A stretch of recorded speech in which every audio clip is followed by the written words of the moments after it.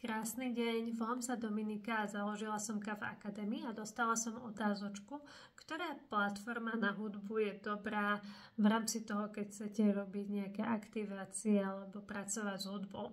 Ja osobne som skúšala YouTube Premium, ktoré mi dosť pomáhalo, ale potom som zistila, že lepšie bolo pre mňa Spotify, a to z jedného dôvodu. Na Spotify si môžete spraviť to, že keď vám prechádza jedna pesnička do druhej, nie je tam tá pauza. Na YouTube sa to zatiaľ nedalo, tak ja som si zvolila Spotify a sú tam teda tie prechody plynulejšie.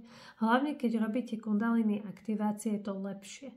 Dávajte si pozor, tie neplatené verzie vám môžu dať reklamy a to nemusí byť fajn. Takže budem rada, keď sa so mnou podelíte aj vy dolu do komentára, že ktorú aplikáciu vy využívate, keď počúvate hudbu, a som tu pre vás. Krásny deň!